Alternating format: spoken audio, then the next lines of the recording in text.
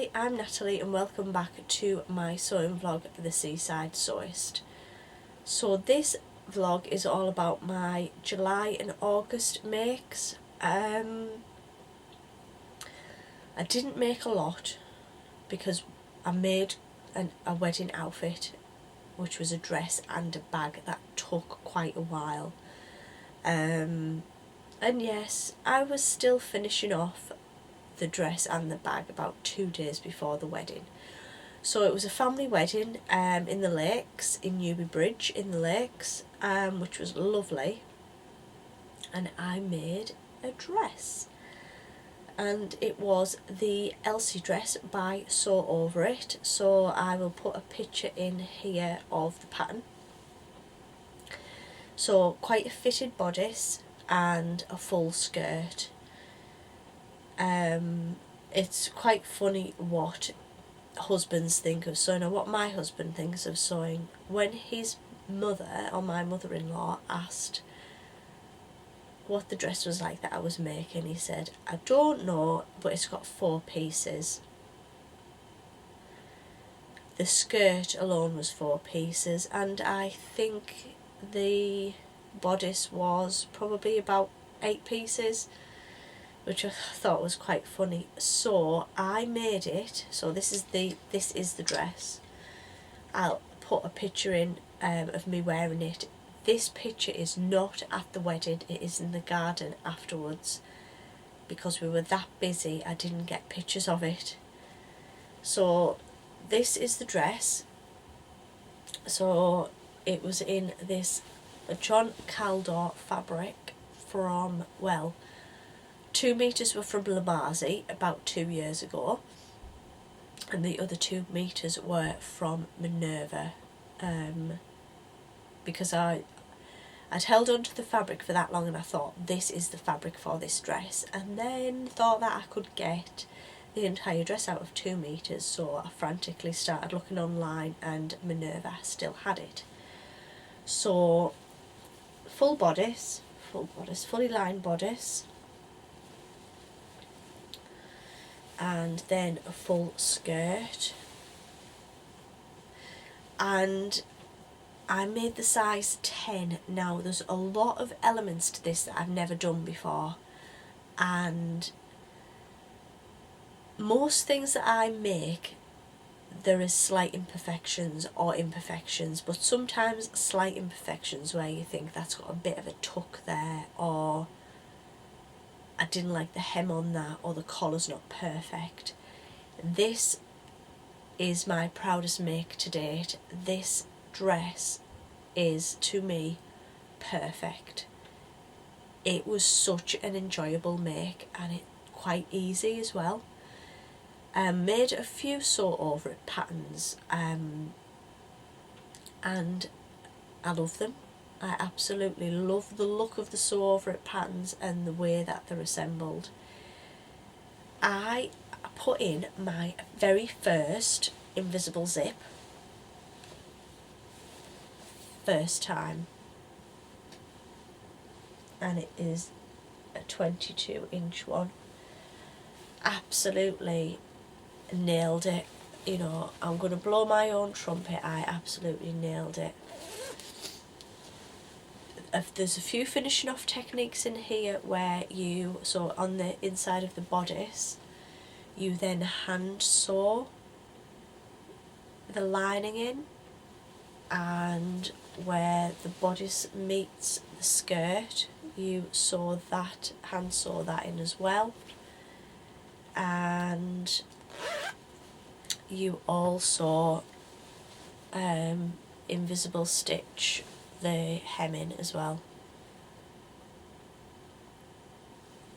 Absolutely beautiful fabric to work with, and I just felt $1 million in this dress.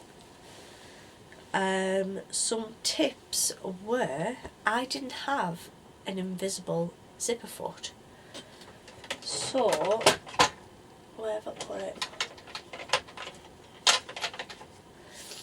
I literally bought this, which is plastic, and it is a hemline invisible zipper foot, and it was a couple of pounds. And if you see, you take the foot and the shank off your sewing machine and you fit this as a shank, and then I don't know if you'll be able to see, there's them two little centre grooves, and depending on what side you're using, the zip fits into that groove so that it sews that closely, and I didn't think that it would be that easy. I had done a toile of the bodice just for the fit, but because I'd only done the bodice, I'll put a picture in here, I could have inserted a shorter invisible zip, but from that point on it was literally like, I think I've done the fit correctly, I'm just going to have to go with the invisible zip. And I actually put off doing that step for a little while, but once I'd nailed that, I was just away with it. So I had so many comments. A couple of family members literally commented all day that they couldn't believe that I'd made this dress, how stunning it was. Some people had gone to personal shoppers and to get their outfits, and I'd just made mine, and so I was very, very proud of that make. I had quite a lot of fabric left, so I made a matching bag. So let me just go and try and find that pattern. Right, I found the pattern. You'll have to bear with me. As I said in the previous video, I'm trying to fight a cold. I'm not getting over it, I'm trying to fight it. So I've got a hot cup of tea. Oh, I've got my husband's. We've got a Mr. and Mrs. and I've just picked up a Mr. one, so I'll be a Mr. today. So I've just got a hot cup of tea there just to try and, I don't know what to try and do, to try and make me feel better.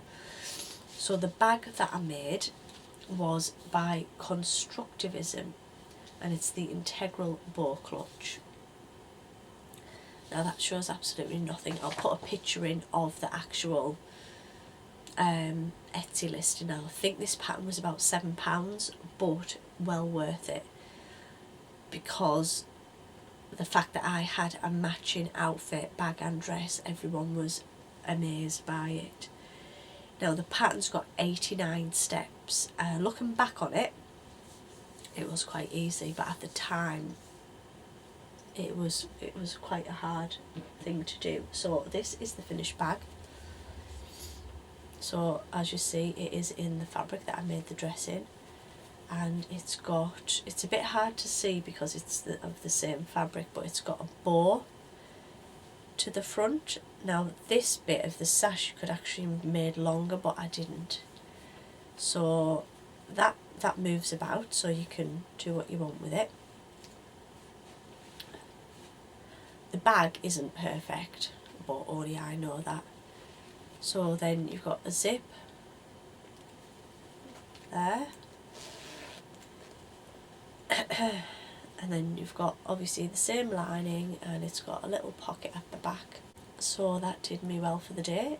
I've got in there my phone and my lipstick, my confetti, anything else that I needed I got in there, and it was just lovely to carry that about with the dress.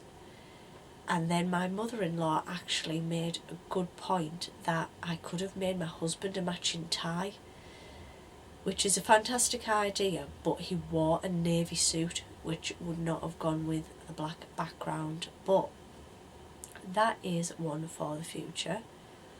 So as I say, I bought that pattern off Etsy, so I will list it in the description box below, because she's got a lot of other bags on there. Now I've made the Ida clutch before from Carly in the Machine, which I've actually got here, which I made in a multicoloured cork, which is great, but it's a clutch this way with a zip, and then I lined it in a fabric that I was using at the time. So that's great, but I just wanted something that was a little bit fancier, so that integral bow clutch fit the bill with that. The next thing I made was a little bit of a sewing fail, and it was using, I don't even know where I've put it. I'll put a picture in here of me wearing it. I'm not happy with it. It was a SewHayley Jane fabric. It was a double gauze with like gold metallic flecks, absolutely beautiful fabric, and I made the Ogden cami but hacked it into a tiered dress, and I don't know whether it was just the wrong fabric to use. I think I needed something with a lot more drape. I've only got a small frame, I'm only petite, so it absolutely just did nothing for me. I think it was the fabric choice. I think if I'd have used a viscose it would have been gorgeous. It just absolutely swamped me. It just looked stupid. But I'll put a picture in of me wearing it. But what I am going to do is cut it up and make a peplum pyjama top out of the top part, and then out of one of the tiers I'm going to make a little pair of pyjama shorts. So it will get made into something else, and I will show you that. Just a shame, but two things that I made, one was absolute perfection and the other one was a fail for me. I did make it a couple of nights before we went to Castle Howard to see the last night at the proms, and I was going to wear that, so when I tried it on and it just hadn't worked,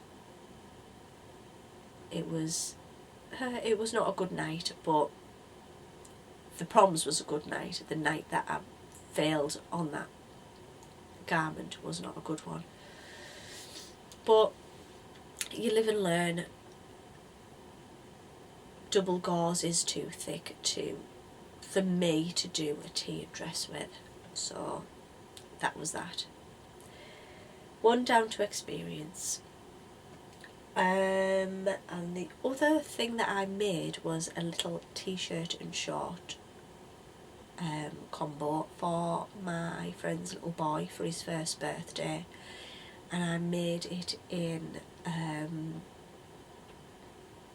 UV reactive cotton jersey that I had left, and her and her husband just thought it was fantastic, so I made a little t-shirt and shorts. Used the Paige Joanna ice cream and ice lolly label and put that on the front that we got in a SewHayley Jane box, and I'll put a picture in here of that.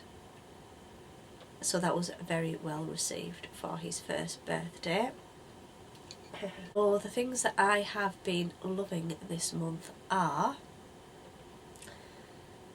there's a TV series that I did not know anything about. It's on Netflix and it is called Lock and Key, and it's a little bit fantasy where there's a family of kids that, I say kids, they are kids, but this is an adult programme. And there's a lot of different keys that open a lot of different locks, and it's a little bit weird, but it's very, very watchable. So that's over on Netflix and I'm enjoying that. And in August I also enjoyed the book club that I take part in on Instagram, so I'll link them below. And we've been reading, we've been having a bit of an Enid Blyton children's book read. They do an adult book and they do a children's classic, and we just read Enid Blyton, and one of my favourite Enid Blyton books as a child was The Children of Cherry Tree Farm. So I bought like a trilogy on Amazon, so I'll put that on there. Amazon Kindle I've been reading it on, and it had the Children of Cherry Tree Farm, the Children of Willow Farm, and Return to Willow Farm, I think, on there. And I've just enjoyed reliving that as well, so that's been fun to do. And I haven't really been doing much else because we've had that many social things on, like the proms, the wedding, the run up to the wedding, and we have literally just come back. We went to the wedding on Friday, just gone, and then on Sunday we went down to Birmingham and had a couple of nights staying over at the Malmaison in Birmingham and going out for a couple of meals, having a look around the shops, going to a few museums, so that was good. And now I've got the rest of this week off to get some sewing done and just have a bit of me time, which I'm really enjoying. So let me know what you thought of those makes. Let me know what you thought of the wedding dress, not a wedding dress, but the dress that I made for the wedding, and the bag.